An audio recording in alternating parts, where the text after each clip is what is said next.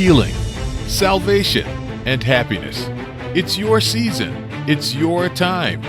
God has plans for your life to prosper you and to give you hope and a future. Join us and learn how God's love and power can bring hope and happiness to your life. This is your opportunity for motivation, encouragement, and purpose. Welcome, everyone. It's Kathy with the Daily Gospel Network, where we bring you education, motivation, and information that's sure to improve and enhance your life. And this episode is sure to do just that. Let's take a listen to today's great segment.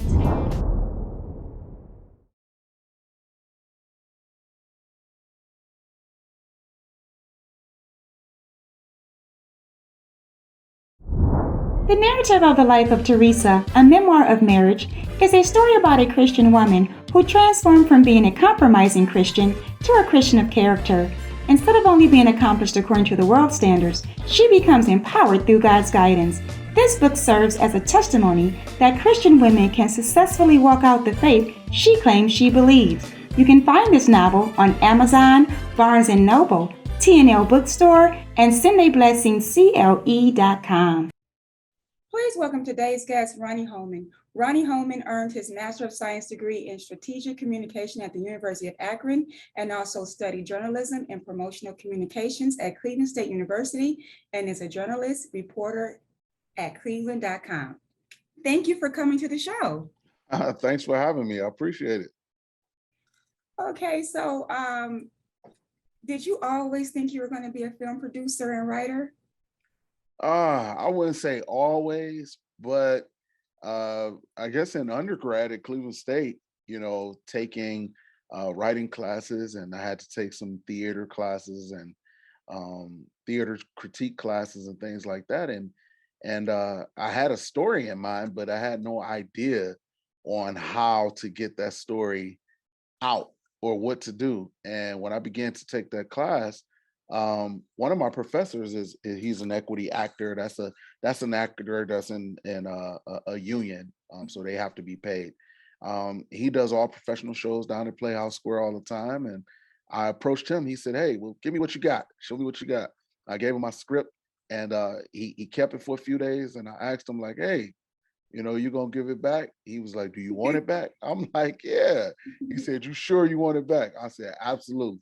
He gave it back, and it was red ink everywhere, so just seeing the red ink everywhere of telling me things to do, how I need to do, why I need to do it, and things like that, that kind of helped me and kind of mold me into becoming a better playwright. Okay, that's great. So did you ever experience doubt that you couldn't become a film producer, owner of your own production company? Did you ever experience any doubt? Oh yeah, absolutely. I mean, I experienced that from day one, because some of the people that I told was kind of asking me why, because that's not something that I had ever really spoken on, until I was at Cleveland State. And some people were like, "Why? What are you doing with that? Why do you want to do that?" So yeah, some people doubted what it was that I was doing. So, you know, um, I didn't let that discourage me or stop me from doing what I wanted to do. And here we are today. And I'm glad that you didn't stop, because you Yeah. are an inspiration to so many that needs to just be inspired because they may not feel, but they have a gift, but they're not surrounded by support. Yeah. Thank you. I appreciate that. And who is your village? Who keeps you supported in this endeavor? Wow, that's a good question. Thank you for that. Uh, I would say my first of all, my babies, my babies, my daughters, my children are just an inspiration for me, because everything that I do in life, is because of them. Everything I want to do in life is because of them. I want to be an example for them. I do the things that I do so they don't have to work as hard. I definitely want to teach them continue to teach them responsibility, but I'm doing the things that I do for them in order for them to grow and become just as successful as they want to be, or just as successful as somebody who inspires them. So them, and then secondly, my story is an inspiration to me, and it drives me and enables me to be able to thrive in what it is that I do. So the reason why I say that's a great question too is because I thought, not too long ago, why do a lot of things that happen to me, or a lot of things that I go through, why do they keep happening to me? Why do people do me the way that they do me? And it came to me, and I was told, like, hey, you know the reason why you have to go through these things, the reason why you don't understand, is so other people can be, so you can be understood, basically. Reason why you don't understand is so you can be understood. And I sat on that and really thought about it, like, wow, what is this about? And then I thought about it like, yeah, I don't understand them, so I can be understood, meaning it's giving me something to write about. Because I can't tell you, being on stage, and you can hear the audience. I can't see exactly who it is that's crying or whatever, but you can hear the audience crying. You can hear the sniffling and things like that. And then just so much feedback of saying, thank you. Thank you for telling this story, because this is me. This is in my family. This is my relationship. Just hearing that all the time is so feels so good to know that you're just allowing other people to receive a breakthrough. So, yep. You know, I had the pleasure of coming to your play, and what's interesting, one of the friends that I had with me at the time had experienced mental illness. And I was thinking, like, I hope this doesn't offend her, you know what I mean? But it didn't seem to offend her, and a lot of times we try to keep mental illness hush hush.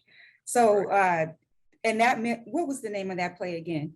A Little Piece of Mind. A Little Piece of Mind. There we go. A Little Piece of Mind. And if you don't know anybody who has mental illness, you know what I mean, you would know, because sometimes people can walk right past us and we don't know that they have, or family members, right?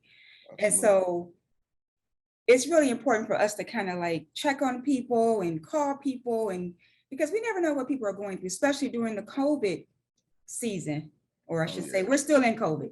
Right, but like there were a lot of things going on. People were taking their lives. People were, didn't know what to do. They thought it was going to be the end of the world. So then that's when the challenge of, mental illness was happening for some that are already struggling. You know what I mean? But that was a great play. Why did you choose that title? And what inspired that play? Wow. As I said previously, my children are my inspiration, and my daughter, one of my daughters who suffers from anxiety, basically inspired that, because I will say and admit, I was one of the ones who, I wouldn't say I didn't believe in mental illness, but I was one of the ones who was kind of like, oh, they're being a little extra, or this, that, and the other, and I just really didn't believe that mental illness was like it is, until it knocked on my front door, my own child, and just experiencing things with her crying just randomly, out of nowhere. But it's crazy, because the things that she was doing growing up, being young, it was just like, oh my goodness, she's doing this, she's doing that. And it was just like, oh, she's just a worried child. Because she was worrying about everything. And I'm talking about waking up in the middle of the night, 2-3 o'clock in the morning, and she's just standing there, and I could feel her presence standing there. And she used to wake me up all the time, like, Daddy, and what's wrong, baby? And she tells me, like, she heard a noise or something, it frightened her, or thunder, she's scared. So I used to always put her in the bed in between, at the time, her mom and I used to put her in the middle of the bed and allow her to sleep with us, but not knowing and thinking that our baby is suffering from a mental illness. We just thinking that she's just a really worried child, until she got older and she was diagnosed with anxiety. So that alone inspired me to want to do a play like I did, as far as A Little Piece of Mine. And as far as I know, it touched not just the people that came to see us, but our cast as well. It touched our cast, and because it hit close to home for a lot of our cast members as well. So I mean, most of us have somebody in their family that's like struggling with mental illness, you mhm, know? So yes, it was definitely helpful for those who just, or who don't even understand it. yeah. Um, what are you hoping people will take away from the plays when they come to support the play? Uh, I just hope people it can, the plays are relatable, basically. I try to write real life experiences, not something made up and things like that. Do I want happiness and things like that? Yes, but I definitely want things real, that people can relate to, because people can definitely say and sit and say, hey, I'm going through that now, or I've been through that, or I know somebody that's going through that, so they can relate on how it's going to end, how to get out of it, or it could serve as a pillar of advice for those people, that come to see the play and they know that they're going through and dealing with something that we're talking about in the play. And then they could say, hey, okay, the way they handle that in the play, I may be able to use this in real life.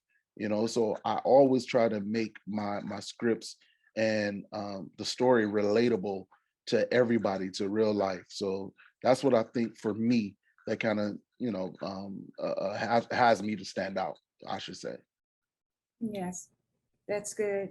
Was there anyone that inspired you or influenced you to pursue your dream? Like, do you have some mentor that you look up to, or could it be like mainstream producers or directors?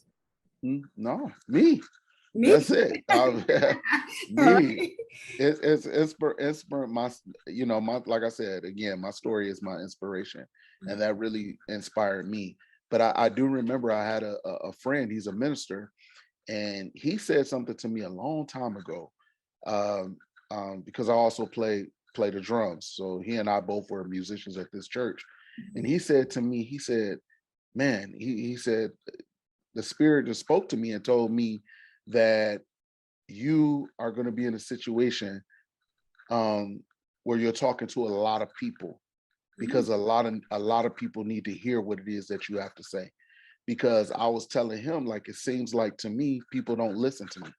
Anything that I say or advice I give, it seems like people don't listen to me. And when I said that to him, he poured that into me, and that was long before I even thought about, considered to write stage plays or anything like that. And it seems like exactly what he spoke is what's happening. I definitely appreciate the support for people coming out to see our stage plays, and I just really hope that Cleveland really gets behind me, and just not me, but anybody who's speaking truth and what it is that they're writing as far as the performing arts is concerned here in Cleveland. Get behind them, support them, push them, because we need it. Trust me, we need it. We do need it. Now, why did you choose Pure Productions as the name of your company? Pure Productions. I received that name. I received that name from somebody else. I will say that. Um, I was just basically thinking about different names and things like that, and they came to me and said, "Hey, this is a great name. What about this? Pure, P.U.R.E." And I said, "Oh, okay." Now they knew I was looking for an acronym, so they said Pure, and we kind of both came up together with the acronym for Pure, which stands for Prospering Under Radical Expectations. Come on, black man. I like that. So that speaks volumes to my story and my journey, because I feel like that I am prospering as far as being successful in writing stage plays, and it comes from people, not really believing in me being, not even just for the stage plays, but me being successful, a successful man out of the inner city of Cleveland, probably the most dangerous part of our city still today, right now. So for me, it was very refreshing to have that title, for sure. Yes, yes. So What type of legacy would you like to leave behind? I just want people to remember me for just realness. That's that's a real guy. That's a genuine guy, and what it is that he's putting out on stage are things that not just things that we can go and enjoy, but things that we can put into perspective and definitely implement those things in our life, to help us succeed and be successful. So I definitely want people to be able to do that. And when they say, hey, I'm going to do a stage play, they'll be able to emulate what it is that I do or did or whatever the case, so that's the type of legacy I want to leave behind. Very good, very good. Now, before we came on air, you were about to tell me about, where your new play is going to be. Talk about that and how great that was for you, exciting that was for you. Okay, well, our stage play this coming year, September 17th, 2022, is downtown Cleveland at the Historical Playhouse Square, Ohio Theater. So we are very ecstatic for being down there and being on that stage with some of the greatest people that ever hit that stage. Tyler Perry and a few other people. That's just the name. Everybody knows Tyler Perry. So um, uh, and just being down there to meet with them and everything, they told us that we'll be the first local company, that's come since the pandemic has started, the first local company that will be hitting the stage down there. Everybody else has been like, Broadway series and a few other professional lines that come down there, but we'll be the first local company to be down there since the pandemic, and it's going on 3 years. So Right. we Yeah. are definitely excited about that. It's very exciting. Yes. Yeah. So what words of encouragement can you tell the viewers who feel they're trying to pursue their dreams? What can you say to them to make them understand that it's obtainable? Just be true to you. Be true to you. A lot of people have a lot of opinions and things like that, but what works for you is for you. What works for you, and dealing with other people, this may work for them, but that doesn't mean it's going to work for you. So you have to do what you feel is in your heart, what you believe in, and put your foot to the pavement and drive it home, and don't give up, even though the fact that it may not be moving as fast or as quick as you think it's gonna be moving. Nah, stick with it, and be confident in what it is. Stick to yourself. Don't try to be like nobody else and things like that. Do what you have to do, because I did this on my own, meaning that I didn't really have any help in the city of Cleveland as far as a mentor or somebody for me to emulate, or for somebody to say, hey, this is what you need. This is how you need to do this. This is how I did it all on my own. Now, I will say it started, from a playwright in Cleveland, Sonia Blakely. She had wrote a movie. She had wrote a movie called The Writer's Block, and that's where it all started for me. I was just like, hey, I would like to act. So I was in a very small part. I played the side guy. That's what I played, the side guy. So after seeing that, it just hit me and it was like, this is what you need to do and this is what you can do. So the rest is history. So yeah, stay true to you.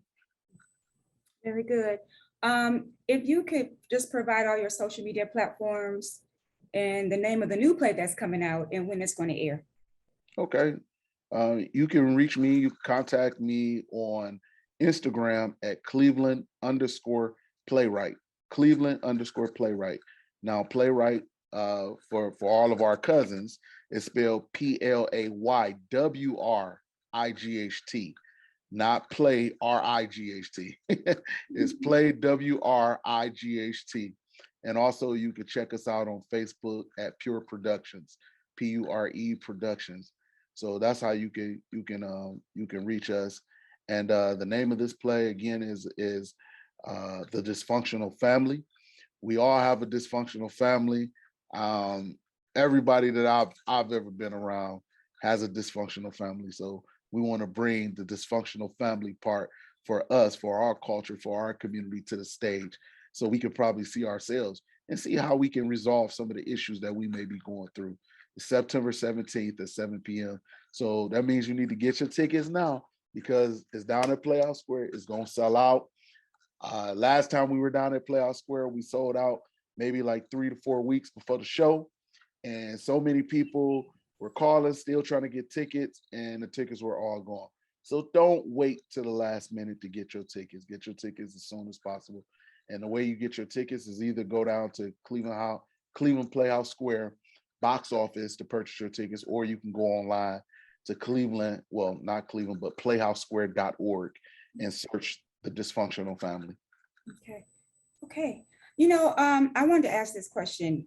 You know how there's like these apps now, and there's a lot of plays are coming to the apps now, you know, or Netflix network, you know, Netflix. And I've seen plays and I'm like, why not have your play there, your plays being aired? Like, how have you ever thought about that? Doing that? I would say yes and no.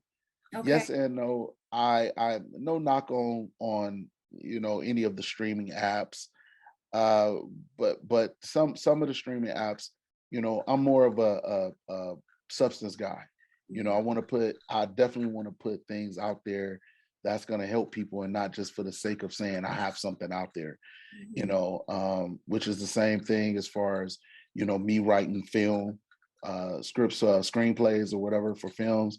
I don't want to just write it so I could show it at a local theater here and things like that. No, I have bigger dreams, bigger aspirations for my material, you know, and again, that's just me.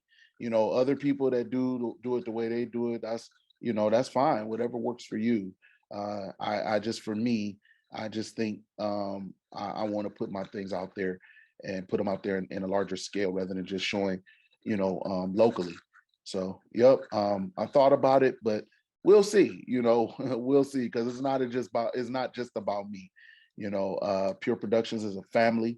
If you've ever worked for P.U.R.E Production, you are part of the family, and I treat it as just as that, as a family. So we get mad at each other, we cry, we fight, all that, but we come back together as a family always. So yeah, it's not just about me, it's about them too. So if it's something that can help one of my cast members or something like that, absolutely, I definitely wouldn't mind putting it out on one of the streaming apps. Okay. Yep. So I'm going to close the show by showing the most recent play, Peace of Mind. Okay. And I look forward to what you're going to do. Is there anything else we should be waiting on, or in addition to the play coming out? Is there other things that you're working on too that you're getting into that you want to talk about? Well, as far as production wise, I'm working on a short film. I'm working on a feature film. I'm also working on 2 new stage plays after the Dysfunctional Family. I'm just kind of finishing up some things right now to make sure everything moves in the direction that I wanted to work in, because everything that I do is original. It's all original period, original information, original productions, and I'm talking about from the songs, the lyrics of the songs, to the instruments of the song. Everything is everything is original. So sorry.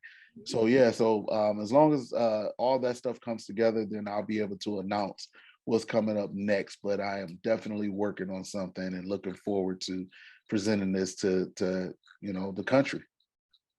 Okay, well, I look forward to it. I'm sure that the viewers that are watching are looking forward to it, and definitely Ohio is looking forward to it. Indeed. So I thank you for coming on the show, and maybe you'll be back sometime. You're always welcome to come on again.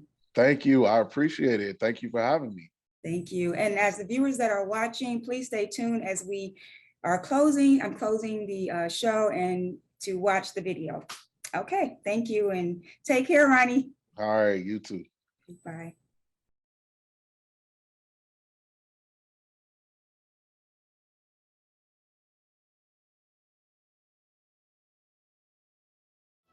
How could you do this to me? I've been here for you after everything I've done for you. Why? Zoe, this is your sister. How could you do that?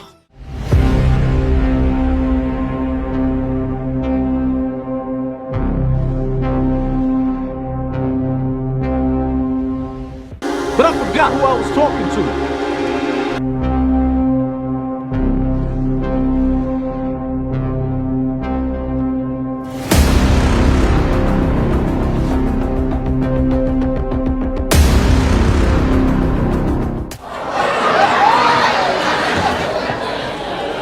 Hey, family.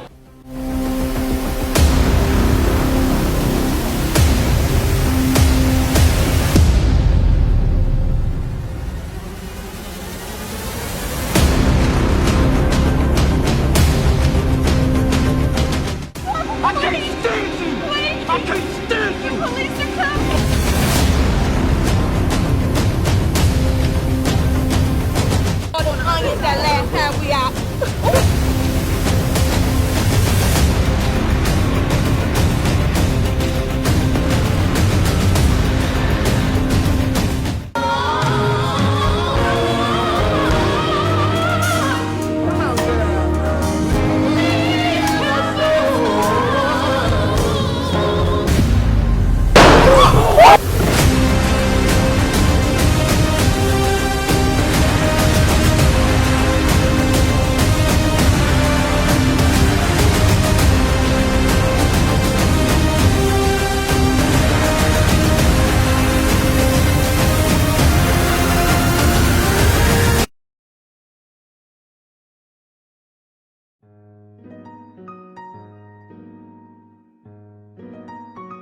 It was an awesome play. It brought awareness to mental illness, which all of us have experienced that, whether in our families or our coworkers. And it was a strong message about getting help, that you can get help. There are places that you can go.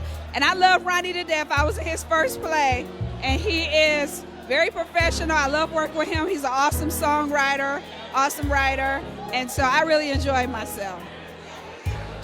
What I really love most about the play is that it brought awareness to mental health, where a lot of people don't like to talk about it. So I think that is essential for the growth of our community. And I think that message being out there, it will allow people to be open up to be able to talk about these issues that we need to address. So it went against the odds of the typical play, and it addressed real life issues which we need to see in real life, and a real life amazing play. And one of the things that stuck out to me was, I don't know why, but her socks. It's just like, I was just dying. I'm like, which one is she coming out left? And left me with anticipation. So I think it was awesome, and it was just an amazing play to show that the pieces of life also comes together. So it was awesome. It was a beautiful experience. I loved the play. I was here to support my nephew, Shondell Barnett. Beautiful play. I love that this is a production that was not afraid to touch on a subject that a lot of people shy away from. I love the realness. It was so relatable. I know people who have suffered with mental illness, and it really hit home. And I'm just glad that someone is bringing awareness to a subject that's controversial, but that needs a lot of attention. So thank you. I like the fact that they really touched into like mental illness, because it is a lot of people who feel like they don't have anybody. So the fact that he made a play and made it seem like there was somebody out there to help everybody, I really liked that. I enjoyed the play. It wasn't too long, so I enjoyed it. I'll come see another one. I really enjoyed the play. I'm happy that they brought awareness to a subject that's not mostly talked about.